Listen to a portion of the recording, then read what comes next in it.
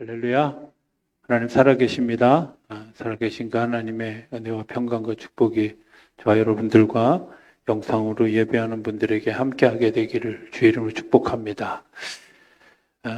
처음에 강원도 횡성에 목회를 나가서 이렇게 시골길을 경험하면서 겪었던 에피소드 하나를 좀 소개하면서 말씀을 시작했으면 좋겠습니다.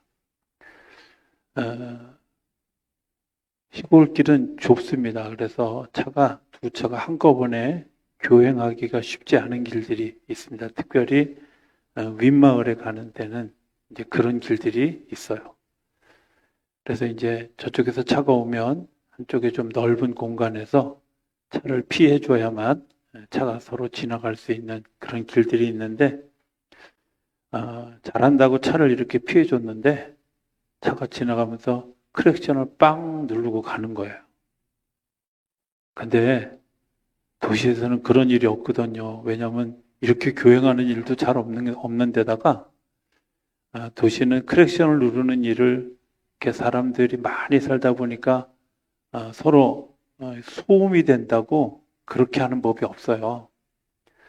근데 무슨 생각이 딱 들었냐면 저게 피해줬는데 오히려 크랙션을 누르면서 항의를 하고 가? 저런 나쁜 놈이 있나? 이런 생각이 이제 드는 거예요, 제가.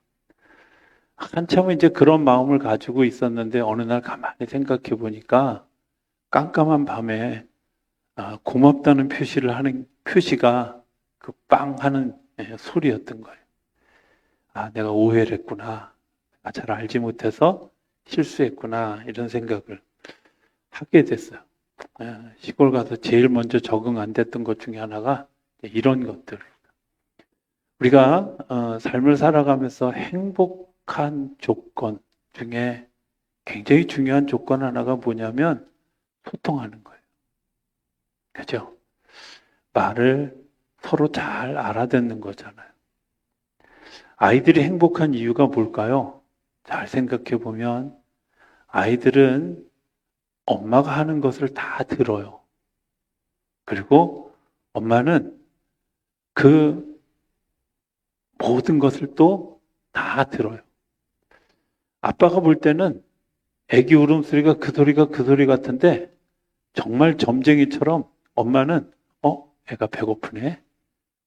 애가 똥을 쌌네? 애가 아프네? 아니 그 울음이 그 울음 같은데 신기하게도 알아들어요. 그죠? 이게 뭐예요? 아이들이 행복할 조건이에요. 소통하는 거죠. 언어로 이야기해서만 말을 알아듣는 게 아니라 몸짓으로 때로는 눈짓으로 우리가 이야기할 때 알아듣는 거죠. 현대인들이 행복하지 못한 이유가 뭘까요? 바꿔보면 알 수 있어요. 무슨 말을 해도 서로 오해가 있는 거예요. 온갖 방법을 다 동원했는데도 우리가 그 말을 못 알아듣는 거예요. 가끔은 이런 생각을 하게 될 때가 있어요. 아니 한국말을 했는데 못 알아들으면 어떻게 해야 돼? 그죠?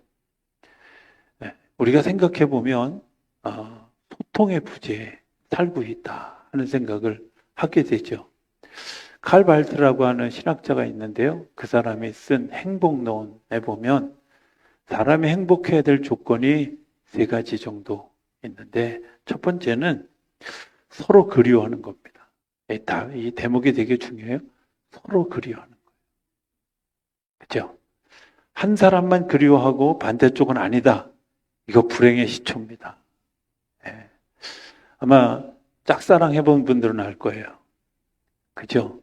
이것처럼 어떤 분은 짝사랑을 비하해서 얘기하면서 경제적이고 얼마나 좋으냐. 돈도 안 들고.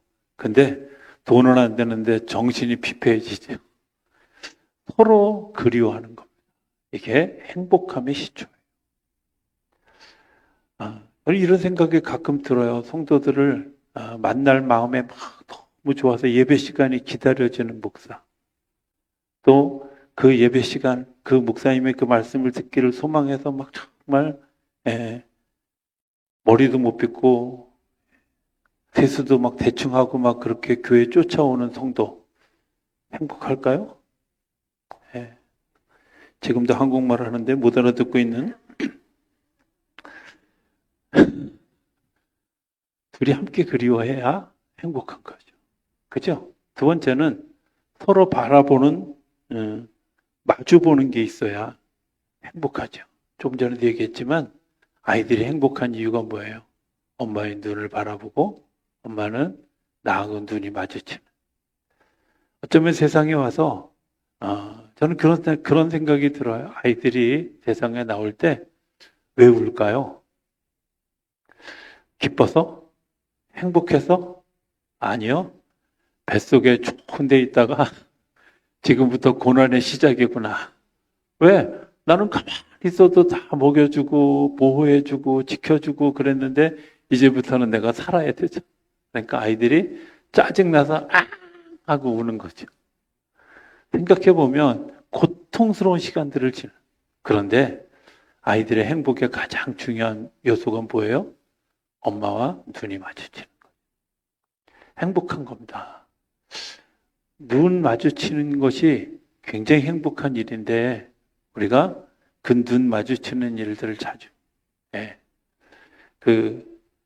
제가 청년부를 가르칠 때부터 생겼던 유머 하나가 있어요. 그게 뭐냐면 왜 째려보느냐 이런 말을 Why 째리미 이러거든요. 보통 못 알아들을 줄 알았어요. 근데 그냥 웃어야 되는 대목인데 안 웃네. 여러분들 그런 거잖아요. 왜 쳐다봐? 곤란하죠. 왜 째려봐? 이건 너무 곤란한 거죠. 정말 사랑하는 마음으로 서로 쳐다보고 있을 때 행복한 거죠. 이러면서 아이들이 또 부모가 불편해지기 시작할 때가 언제부터예요?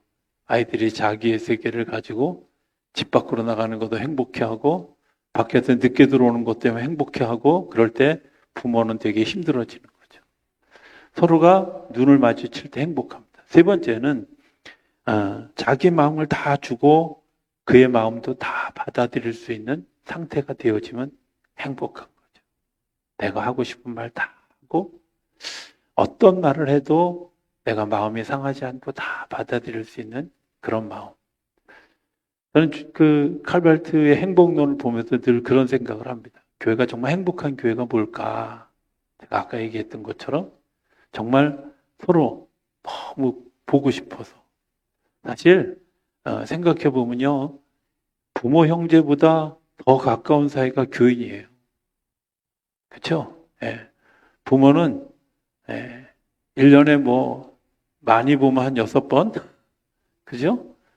근데 교인들은 실은이 좋으냐도 뭐 주일날 52번 나왔으면 1년에 52번 만나야 되고 또 새벽 예배 나오는 분들은 270번 만나야 되고 그죠? 수요일 예배, 금요일 예배 나오는 분들은 150번 이상 만나야 되잖아. 얼마나 행복한. 그런데 나는 그 사람 보기 싫어서 교회 가기 싫어. 이거 힘들어져요. 자, 서로 마주 보는 거죠. 서로 같이 쳐다보는 거죠. 이게 행복한 거죠. 가끔은요, 설교 시간에 꼭 고개 숙이고 있는 분들이 있어요. 그거 행복하지 않은 거잖아요. 그죠? 근데 우리가 쳐다보고 서로 눈이 마주칠 때 서로의 마음이. 저는 목회학에서 가르칠 때 뭐라고 가르치냐면요. 목사의 사생활을 성도들이 모르도록 비밀 유지를 잘해라. 이렇게 가르쳐요. 근데 제가 목회학을 가르친 중에 제일 안 하는 것 중에 하나가 그거예요. 비밀 유지 없어요. 그냥 뭐 다 있는 대로. 왜? 저는 양과 목자가 하나 되는 거 그런 거라고 생각해요. 양이 목자의 음성을 알고 목자가 양의 움직임을 아는 거죠. 서로가 서로의 이야기를 다 나눴어도 서로 통하여지는 일들 행복한 거예요. 제가 목회하면서 정말 뭐 우리 교회가 행복하지 않다는 얘기를 하는 건 아닙니다. 오해 안 했으면 좋겠습니다. 저는 첫 목회지가 정말 행복했어요. 행복했던 이유가 뭐냐면 서로의 마음을 너무 잘 아는 거예요. 목회자가 성도들의 필요한 것들을 알아서 기도하고 도와주고 또 성도들이 목사의 필요를 알고 도와주고 적극적으로 나서주고 하는 일들이 10년 동안 이루어져요. 옆에 있는 교회 교인들이, 옆에 있는 교회 목사님들이 맨날 했던 얘기가 있어요. 아유, 저 평안교회는 담임 목사는 없고 교주만 있어. 근데 칭찬으로 들었어요. 근데 그들은 욕했을지 모르지만. 왜? 여러분들 그게 서로 통하는 거죠. 우리가 행복하다. 하나님과 내가 과연 행복하기 위해서 하나님 우리에게 하신 일은 뭐냐면 예수님을 세상에 보내신 거예요. 얼굴 보고 이야기하라고. 눈이 마주치라고. 서로 바라보면서 행복해하라고. 그리고 예수님이 우리가 가지고 있는 이야기를 다 거침없이 할 수 있도록. 예수님이 우리의 마음을 너무 잘 알잖아요. 저는 가끔 이렇게 성경을 하나의 드라마처럼 이렇게 보면 이런 생각을 하게 될 때가 있어요. 예수님이 생각날 때, 제자들이 예수님이 생각날 때 단 한 번도 예수님이 안 오신 적이 없어요. 풍랑이 는 바다 가운데 있을 때 예수님이 없는 그 배에서 제자들이 무슨 생각을 했겠어요? 예수님이 지금 계셨더라면 전에처럼 풍랑을 꾸짖으면서 바람아 멈춰라 그랬을 텐데, 그렇게 생각하고 있을 때쯤 예수님이 어디선가 바다 위를 걸어서 오셨다. 자, 오병이어의 기적을 경험하고 난 다음에 예수님의 제자들이 이제 4,000명이 모여서 말씀을 나누는데 배가 고파. 배가 고플 때 제자들이 무슨 생각을 했을까요? 야, 그때 오병이어의 기적을 행했던 것처럼 오늘도 예수님이 우리에게 떡을 먹여주고 우리에게 나누어 줬으면 좋겠다, 이런 생각 하지 않았겠어요? 근데 예수님은 어김없이 당신이 필요한 자리에, 우리가 필요로 하는 자리에 계셨다는 거예요. 하나님 우리와 함께 계시다라는 말을 우리가 자주 하죠. 하나님이 우리가 필요로 하는 자리에 늘 같이 계시는 줄로 믿습니다. 그걸 상징하는 게 구름 기둥과 불 기둥이에요. 구름 기둥은 낮에 구름을 덮어주셔서 우리로 하여금 시원하게 하고, 우리로 하여금 겨울 밤에 춥지 않도록, 길을 잃어버리지 않도록 불 기둥을 만들어서 우리로 하여금 그것을 경험하게 하신다는 거예요. 하나님 결코 우리를 내버려 두지 않으시는. 자, 그렇다면 나는 하나님과 잘 소통하고 있는가 하고 한번 질문해 봤으면 좋겠어요. 나는 그 하나님과 잘 소통하고 있는가? 오늘 성경이 얘기하는 그런 얘기인 거라고 생각해요. 예수님이 우리를 바라보면서 대화하시려고 이 땅에 오셨어요. 그런데 니고데모는, 또 사마리아 여인은 예수님의 이야기를 못 알아들어요. 저는 가끔 요한복음 3장 보다가 말고 웃는 경우가 되게 많아요. 야, 어떻게 저런 발칙한 상상을 했을까? 거듭나야 되겠다 그랬더니 뭐라 그래요? 어머니 뱃속에 어찌 들어갔다 나오겠습니까? 저는 그 말이 되게 창조적인데 엉뚱한 창조적이잖아요. 그죠? 어머니 뱃속에, 우리 어머님은 더 웃겨요. 거기다 뭐 참기름을 바르면 들어간다나? 그 상상력이 아주, 잘 생각해 보면 하나님이 우리에게 말씀하시는데 못 알아듣는 거잖아요. 하나님이 우리에게 말씀하시는데 우리가 깨닫지 못하는 거죠. 얼마나 답답하겠어요. 그 사마리아 여인을 만나서 예수님이 내가 영원한 물을 주겠다 그러는데 못 알아듣고, 그 물이 어디 있어요? 있으면 나한테 줘봐요. 목마른 사람이 목마른 것에 대해서 있는데 영원한 물, 그게 예수 그리스도 자신인 줄도 모르고 엉뚱한 소리 계속하는 그 여인을 바라보면서 예수님이 얼마나 답답할까. 오늘 우리에게도 주님이 말씀하시잖아요. 그렇죠? 근데 못 알아들어요. 못 알아들어요. 제일 힘들 때가 뭐냐면요, 저 나름으로는 그래도 설명을 되게 잘한다고 생각하는데 교인들의 표정이 이해 안 되는 표정으로 멀뚱 쳐다볼 때 이걸 어찌 해야 되나, 이런 생각이 들 때가 되게 많이 있죠. 여러분 생각해 보세요. 하나님은 우리에게 말씀. 저는 예수님의 설교법이 되게 쉽다고 생각해요. 그렇죠? 예수님의 설교는요, 절대 어려운 얘기를 쓰지 않아요. 저는 공자 책을 많이 보기도 했지만 공자처럼 말을 어렵게 하는 사람이 없어요. 아주 쉽게 하면 얼마나 좋아. 근데 진짜 어렵게. 근데 예수님은요, 너무 쉽게 해요. 그죠? 저는 예수님의 이 설교를 볼 때마다 너무 신기해요. 예수님의 사람이 다 살아있는데 부활 얘기 안 하셔요. 나사로의 무덤 앞에 가서 마르다와 마리아한테 네가 부활할 걸 믿느냐? 라고 물었어요. 지금 죽음을 경험하고 난 다음에 이 죽음 앞에 있는 사람에게 부활 얘기를 하는 거예요. 요한복음 8장에 죄를 짓고 있는 사람, 죄를 지어서 현장에서 죽을 뻔한 사람, 그 사람에게 뭐라고 얘기해요? 너를 정죄하던 사람이 다 어디 갔느냐? 아무도 없습니다. 라고 얘기하니까 그제서야 뭐라고 얘기해요? 나도 너를 정죄하지 않겠다. 나는 죄가 없지만 너를 정죄하지 않겠다. 가서 다시는 죄를 짓지 말아라. 얼마나 설득력이 있어요. 하늘 나는 새를 보라, 공중 나는 새를 보다 들의 백합화를 봐라. 바라보면서 얘기한 거지 그냥 상상으로 얘기하는 게 아니에요. 그러니까 설교를 얼마나 쉽게 하는 거예요. 너무 쉽게 말씀을 전하는데 못 알아듣는 거예요. 왜 그럴까요?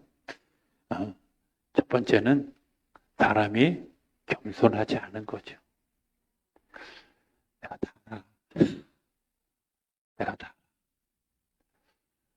생각해보면요. 내가 다 안다고 하는 것 자체가 교만함이라는 사실을 우리가 모르는 거죠. 제가 50대 초반쯤을 좀 지나서 한 중반쯤 가면서부터 어떤 두려움이 오기 시작했냐면 내가 성경을 너무 모른다. 이런 두려움이 오기 시작했어요. 큰일 났다. 성경을 읽는데 마치 샘물을 푸듯이 새로운 물들이 자꾸 길어 올라지는데 그동안 난 도대체 뭐 했어?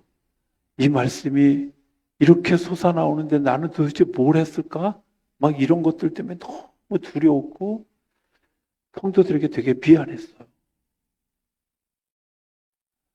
정말 이 말씀을 들고 쓰는 일이 너무 부담스러운 거예요. 혹시 내가 잘 모르면서 설교하고 있는 건 아닐까? 성경의 진리를 잘 이해하지도 못하면서 이야기하고 있는 건 아닐까? 이런 생각이. 어제도 어떤 목사님하고 통화를 하는데 그 목사님이 목회 30년 했으면 이제 베테랑이 돼서 예전에 했던 거 다시 써먹어도 뭐 충분히 목회할 텐데 뭘 그렇게 애를 쓰느냐고 나보고 그러시더라고요. 근데 제가 진짜 솔직하게 얘기하면 단 한 번도 지난날에 했던 설교를 똑같이 해본 적이 없어요. 아니 창피해서 못하겠어 그거. 온 걸 들여다보면 한심하다 이런 생각이 들어요. 여러분 생각해 보세요. 하나님이 오늘 우리에게 겸손하여야만 들을 수 있는 말씀을 아이들과 같이 어린아이 같지 않으면 천국에 들어갈 수 없다. 아이들은요 모든 사실을 다 들어요. 모든 사실을 다 믿어요. 모든 사실에 대해서 수용해요. 판단하는 게 없어요. 제가 다른 교회 가서 혹은 부흥회 가서 예배 드릴 때마다 제일 먼저 하는 기도가 있어요. 하나님, 제가 오늘 제가 가지고 있는 모든 지식 제로 상태로 놔두고 온전히 하나님의 말씀을 말씀으로 들을 수 있는 귀를 열어주십시오. 기도는 그렇게 하는데 잘 안 돼요. 너무 안 되죠. 왜? 알고 있다고 생각. 아니요. 겸손하지 않기 때문에 내가 가지고 있는 선 지식이 있기 때문에 선 이해가 있기 때문에 들려지지 않는 거예요. 하나님에 대한 선입관이 우리 안에 있기 때문에 들려지지 않는 거예요. 하나님의 말씀은 겸손한 사람들이 듣는 거죠. 자, 겸손하지 않은 사람의 특징은 뭔지 아세요? 성장하지 않아요. 내가 알고 있다고 생각하고 듣지 않는 사람은 거기서 성장 끝이에요. 내가 알고 있다고 생각하고 받아들이지 않는 사람은 거기서 멈추는 거예요. 되게 위험한 일이죠. 하나님의 나라는 한 걸음 한 걸음 주님 앞에 가는 거지 멈추어 서 있는데 하나님의 나라가 내게 오는 게 아니에요. 내가 믿음으로 반응하고 수용하고 겸손하게 들을 때 하나님의 역사가 우리 안에서 시작되어지는 줄로 믿습니다. 오늘 본문으로 들어가 보면 21절에 이렇게 얘기합니다. 내가 가리니 너희가 나를 찾다가 죄 가운데서 죽겠고 또다시 내가 가는 곳에는 너희는 오지 못하리라. 간다, 못 온다. 뭐 이게 도대체 뭔 말이야? 그죠? 예. 그러니까 이 사람들이 이해가 안 되니까 22절에 뭐라 그러냐면, 이 사람이 자살을 하려나 보다. 이렇게 생각하는 거예요.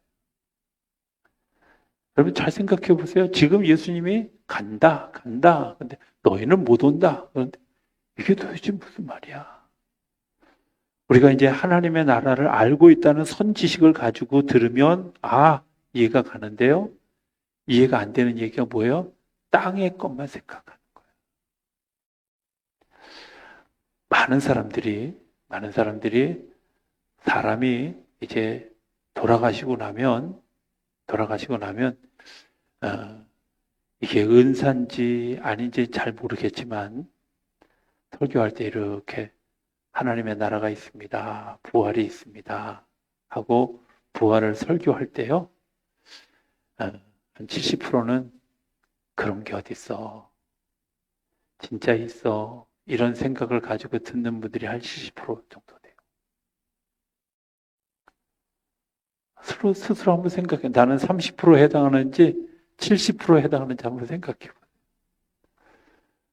제가 어느 분의 장례식에 갔는데요. 정말 놀랍게도 제가 전하면서 이분들이 정말 100% 수용하고 있구나. 거의 대부분의 사람들이 수용하고 있구나. 제 마음이 너무 행복해요. 제가 그때 처음으로 주님이 우리를 바라보면서 행복해하는 그런 이 느낌을 경험하게 돼요. 여러분들 부활이 있습니다. 부활을 못 믿는 이유가 뭔지 아세요? 땅의 논리를 가지고 살아가기 때문에. 부활을 못 믿는 이유가 죽음은 끝이라고 생각하기 때문에 그래요. 아니요. 성경은 분명하게 우리에게 이야기해요. 예수님은 우리에게 분명하게 얘기해요. 요한복음 14장 1절에 보면 너희는 마음에 근심하지 말라. 하나님을 믿으니 또 나를 믿으라. 내가 너희를 위하여 처소를 예비하러 가노니 너희가 나 있는 곳에 오게 하기 위해서 그 일들을 준비하시러 간다. 그러니까 도마가 말을 못 알아듣고 아니 거기가 어딘데 우리가 따라갑니까? 예수님이 얘기해요. 내가 곧 길이고 진리고 생명이다. 예수님이 길을 내셔서 천국의 길을 내고요. 예수님이 그 말씀이 진리이기 때문에 우리의 생명을 생명으로 구원시켜 주신다는 거예요.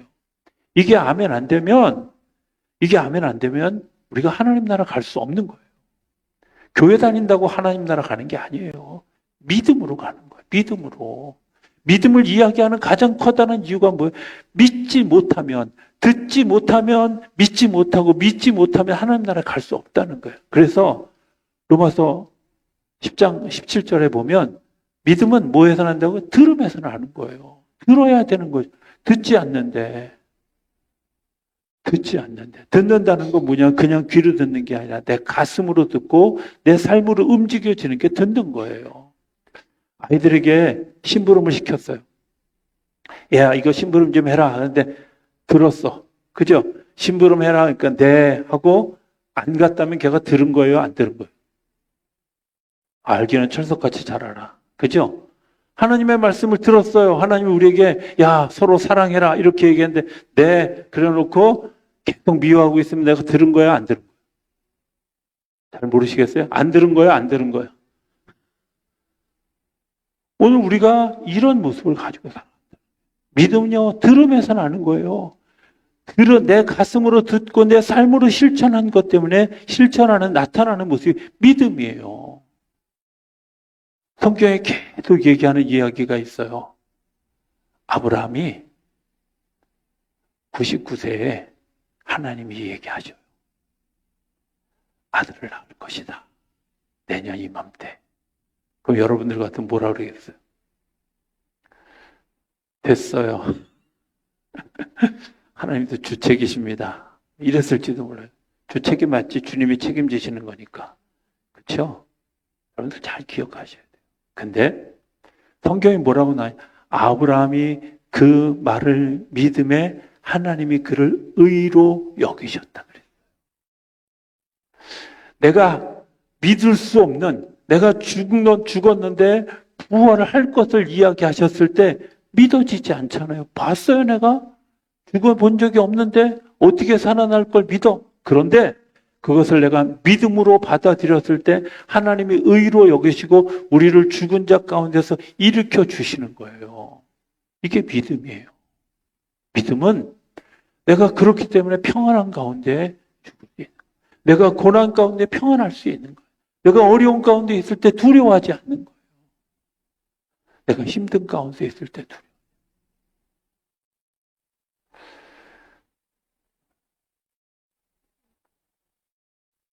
제가 1980년도에 12 사태 때 계엄령을 창문 너머로 장갑차가 움직이는 걸 봤어요. 무서웠어요. 두려웠어요. 어제 하필이면 그 흑석동에 조문하러 갔다가 돌아오는 길에 이제 강 건너가 용산인데 그 강 건너를 바라보면서 요즘 계엄 사태 이후에 그런 사건을 다시 떠올리면서 이런 생각을 해요. 제 개인적으로는 그때는 너무 두렵고 무섭고 막 정말 혼란스럽고 그랬는데 지금은 이제 철이 들어서 알만한 거 다 알 텐데 너무 태평한 거예요. 마음이 평안한 거예요. 왜 그랬을까? 끝났기 때문에? 아니요. 어쩌면 지금 이후에 더 혼란한 전국을 지나가고 있잖아요. 근데요, 하나님이 하실 것이다. 하나님이 이끌고 가실 것이다. 제가 최근에 와서 베아트의 역사 이야기를 되게 많이 했어요. 설교하면서. 기억하세요? 베아트의 역사의 핵심이 뭔지 아세요? 악한 사람은요, 더 악한 놈이 잡아먹는다. 근데 그 악한 놈은 결국 무너진다는 거예요. 그 성도들이 해야 될 일이 뭐예요? 기도하는 거예요. 하나님이 하실 것을 믿음으로 가지고 기도하는 거예요. 그 어느 때보다도 나라와 민족을 위해서 기도하게 되고 그것을 기도하는 가운데 하나님이 제 마음속에 평강을 주시는 이유가 뭘까? 알아듣는 거죠. 자, 이 사람들은 알아듣지 못했던 또 다른 이유가 뭐냐면 예수님을 거부했어요. 핍박했어요. 말씀이 들려지지 않아요. 여러분들, 목회자와 관계가 좋아지지 않으면 여러분들 영적으로 죽어요. 저는 그런 것 때문에 목회자가 정말 잘 해야 된다고 생각해요. 내가 깨어있지 못하면 안 된다고 생각해요. 때로는 한 걸음 더를 늘 생각하게 돼요. 한 걸음 더. 요한복음 10장에 보면 목자를 이야기할 때 사기꾼이 있고 사꾼이 있고 선한 목자를 얘기해요. 사기꾼은요, 자기가 돈 받은 것보다 덜 하는 거예요. 그렇죠? 사기치는 거예요. 사꾼은 뭐예요? 받은 만큼만 하는 거예요. 선한 목자는 뭐예요? 그것 때문에 자기 목숨을 버릴 줄 아는 거예요. 선한 목자이기를 기도하는데 그러면서도 최소한 사꾼은 돼야 된다. 이런 생각. 거꾸로 생각해 보면 여러분들에게 한번 물어봤으면 여러분들은 사기꾼 신자입니까? 사꾼 신자입니까? 선한 신자입니까? 대답은 이따 집에 가서 이불 속에서 한번 하지. 잘 생각해 보세요. 우리가 스스로 늘 하나님 앞에, 하나님, 제가 정말 양들의 상황과 형편을 알고 그들을 위해서 기도하기를 쉬지 않나요? 그들에게 말씀의 꿀을 먹이기 위해서 정말 최선을 다하나요? 제가 질문할 때가 되게 많이 있어요. 늘 그렇지 못한 것 때문에 늘 주님께 죄송하지만 최소한 상부는 돼야지 하는 게 제가 가지고 있는 마음이에요. 그런데 여러분들 말씀을 들을 때 어떻게 듣고 있는가? 부정적인 마음, 목회자가 불편한 마음, 부딪히는 마음 가지고 있을 때 여러분들 말씀이 잘 들렸습니까? 안 들려요. 안 들려요. 저는 제가 그걸 경험했어요. 제가 전도사 때 정말 죄송한 말이지만 우리 목사님 설교가 들리질 않았어요. 정말 막 화가 나고 막 미치겠더라고요. 갈급한데. 전도사라고 저 뒤에 앉아가지고 말씀을 듣는데 하나도 들리지 않으니까 맨날 글씨 연습만 했어요. 근데 이렇게 가다 보니까 무슨 문제가 생겼냐면 내 영이 죽더라고요. 내 영이. 목사님과의 관계가 불편해지니까 내가 죽더라고요. 그것 때문에 금식하면서 기도하고 그것 때문에 하나님 앞에 나아가면서 기도하고 하나님이 제 마음속에 사랑하라. 그것까지도 사랑하라. 쳐서 복종한다는 말을 그때 처음 알았어요. 쳐서 복종하는 일을 통해서 내 마음이 열리기 시작하니까 나중에 말씀이 들려지기 시작합니다. 여러분들 말씀이 들려지지 않으십니까? 목사에게 문제를 찾기보다는 여러분들 스스로에게 한번 질문을 해봤으면 좋겠어요. 물론 저는 제가 생각하는 철칙이 있어요. 뭐냐? 제가 설교하는데 5명 이상 줄면 오늘 설교 죽쓰는 거다. 이런 생각. 그래도 감사한 건 우리 교회는 3명 이상 된 적이 없어가지고 늘 감사해요. 3명은 늘 있어. 근데 잘 생각해 보세요. 말씀이 들려지지 않는 이유는 핍박하는 자들이었기 때문에, 반대하는 자들이었기 때문에. 세상의 말씀을 듣지 못하는 가장 커다란 이유요, 예수님을 핍박하고 반대하고 반항하기 때문에 들려지지 않는 거죠. 믿음은 들음에서는 하는데 들려지지 않는 겁니다. 여러분들, 우리가 기억해야 될 게 있습니다. 그게 뭐냐면 기회는요, 누구에게나 옵니다. 그러나 기회는 내가 잡는 사람만 누릴 수 있는 겁니다. 하나님 우리에게 말씀을 들려주셨는데, 말씀의 기회가 우리에게 왔는데, 그 기회가 우리 속에 왔을 때 아무런 반응하지 않고 그냥 지나쳐가면 후회할 일이 생겨요. 제가 부흥회를 앞두고 늘 가끔 이제 그런 설교 제가 자주 하거든요. 제가 1978년도, 79년도 이때쯤에 예수전도단에 그 정말 뭐 이렇게 그 목요 찬양 예배에 고등학교 시절부터 갔어요. 주변에 있는 사람들이 제가 다 목회자 아들이라는 거 알아요. 그래서 교회에서 사실은 기도할 때도 막 되게 외식을 하고 막 그랬어요. 그냥 이해하세요. 어려서 그랬나 보다 이렇게 생각. 근데 결정적인 사건이 있었던 거예요. 뭐냐면 그날 그 리더하는 그때 이름으로 로스라고 하는 그 목사님이요. 그날 무슨 얘기를 하셨냐면 오늘 주님께서 성령 세례를 우리에게 주신다고. 성령 세례를 받기를 원하시는 분들은 다 앞으로 나오시라고. 거기 한 500명 모인 자리에 나가는데 우리 교회에서 우리 학생들이 몇 명이 같이 갔어요. 근데 제가 못 나가겠더라고. 마음은 갈망인데 왜? 목사들이 성령 세례도 못 받았어요. 여지까지 이런 소리 듣기 싫어가지고 나가고 싶은데 못 나갔어요. 거기 나갔던 다른 분들이 막 성령 세례 받고 너무 행복해 하는데 배 아파 죽을 뻔했어요. 12년 후에 성령세를 경험하고 난 다음에 12년 손해본 게 너무너무 아까운 거예요. 기회요?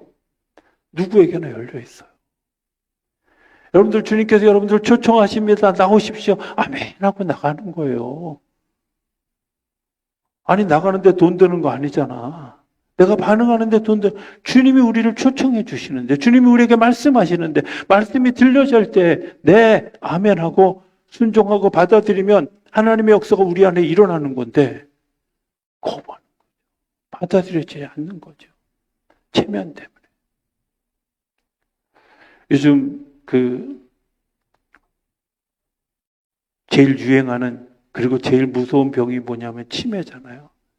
치매를 걸리는 가장 중요한 3가지 요소가 있다고 제가 전에 말씀드렸어요. 첫 번째가 뭐예요? 혼자 있는 거, 혼자. 혼자 있는 거예요. 사람하고 얘기하지 않는 거예요. 말을 많이 하고 많이 듣고 서로 교제를 할 때 치매 70% 이상 예방할 수 있다 그래요. 저는 새벽 기도 와서 소리 내서 기도하는 분은 절대 치매 안 걸린다고 믿어요. 왜냐? 내 입을 움직이는데. 그래서 제가 여러분들한테 여러분들의 귀에 소리가 들리도록 기도하라고 얘기하는 거예요. 근데 왜 소리를 못 내냐? 옆에 사람이 들어요. 어때 들으면 자기는 기도 제목 없나? 그죠? 잘 생각해 보세요. 내가 하나님 앞에 내 기도를 드리는 건데, 내 이야기를 드리는 건데, 저는 절대 새벽 기도하는 분들은 치매 안 걸린다고 믿어요. 아멘 안 할 줄 내가 새벽 기도 안 나오는 사람만 아멘 안 하는 정말 중요한 기도할 때 내가 마실 다니세요. 예, 근데 예수 믿는 사람들끼리만 다녀야겠지. 안 믿는 사람들하고 올려가지고 고스톱 치지 말고. 정말 중요한 일. 고스톱은 절대 치매 예방에 도움 안 됩니다. 말을 안 하기 때문에. 아셔요? 예. 이게 승부에 집착하면 집착할수록 말을 안 해요. 스트레스가 더 쌓이지. 잘 생각하셔야 돼요. 하나님은 우리에게 기회 주실 때 아멘 하고 받아들여지는 겁니다. 자, 하나만 더 얘기하고 다음 주로 넘기겠습니다. 이런 거잖아요. 내가 소속이 어디 있느냐 하는 거예요. 내 소속이 어디 있느냐. 자, 땅의 논리로 하늘을 보면 하나님의 나라는 보이지 않습니다. 땅에서는 걷어들여야 내 거예요. 그렇죠? 근데 하나님의 나라는요, 나누어 줄 때 내 거예요. 많은 분들이 그런 얘기 하잖아요. 하늘나라의 숟가락과 젓가락은 힘들다고. 들어보셨죠? 네. 분명히 한국 사람이 만든 얘기야. 왜? 젓가락 쓰는 나라가 세상에 몇 안 되는데. 자, 왜 젓가락을 길게 할까요? 내가 못 먹게 하기 위해서. 남에게 나누어 줬을 때 그들이 행복한 것 때문에 나도 행복해지는 거예요. 성경은 처음부터 끝까지 약한 자들을 돌보시는 하나님의 이야기예요. 약한 자들을 돌보고 약한 자들을 세우는 일, 불편한 사람들, 정신적으로 약한 사람들, 또 장애를 앓고 있는 사람들, 그들을 섬기는 일이 잘 되어진 게 하나님 나라예요. 땅의 논리는요, 힘센 사람이, 돈 많은 사람이, 권력 있는 사람이, 죄송하지만 그 권력과 돈 많은 건 다 끝나요. 오래 안 가요. 근데 영원히 가는 게 있어요. 그게 뭐예요? 하나님의 나라인데, 하나님의 나라는요, 정말 놀랍게도 서로 격려하고 축복할 때 하나님의 역사가 일어나요. 내 소속이 어디인지를 알아야 돼요. 내 소속이 어딘 줄 알아야 돼요. 내 소속이 에베소서 3장에 뭐라고 해? 너희들의 시민권은 하늘에 있다고. 여러분들 하늘나라의 시민이 이중 국적자입니다. 여러분들이 이런 거 아세요? 우리나라가 되게 힘이 세져가지고요. 세계에서 5위 안에 드는 우리나라 여권을 들고 외국에 나가면 비자 웬만한 거 없이 그냥 이렇게 다른 나라에 입국할 수 있는 굉장히 힘센 나라예요. 하늘나라 시민은 어떨까요? 예수님이 이미 약속하셨어요. 어디든지. 주님이 보내시는 곳이면. 너희가 성령 받고 권능 받으면 어디? 예루살렘과 온 유대와 사마리아와 땅 끝까지 이르러 어디든 갈 수 있는. 누가? 하늘나라의 시민이기 때문에. 왜 스스로의 시민이기를 포기해요? 하늘나라의 시민인 것을 왜 스스로 포기해요? 주님이 나를 어디든지 보내겠다는데 내가 어디든지 나를 보내겠다. 주님이 나에게 약속하신 일이에요. 세상을 두루 다니며 내가 눈을 들어서 동서남북을 바라보라고 내가 그 보이는 것들을 다 주겠다고. 여러분들 꿈을 꾸게 욕심 부리는 게 아니라 주님이 약속하신 거예요. 내가 바라보고 믿어지면 하나님의 나라가 우리 안에서 이루어지는 줄로 믿습니다. 하나님의 역사가 우리 안에 이루어지는 줄로 믿습니다. 오늘 내가 꿈을 꾸고 그 꿈을 꾼 것 때문에 하나님의 그 일들을 이루어 가시는 줄로 믿습니다. 그게 주님이 우리 안에 오신 이유이고요. 우리에게 영원한 것을 약속하시는 이유예요. 저는 우리 성도님들이 그런 소통이 이루어지는 분들이 되기를 기대합니다. 하나님과 소통해서 하나님의 말씀을 듣고 믿음 것 때문에 그 믿음의 역사로 하나님의 놀라운 일들이 일어나는 그런 축복을 누리는 우리 성도인들 모두가 되어줄 수 있게 되기를 주의 이름으로 축복합니다.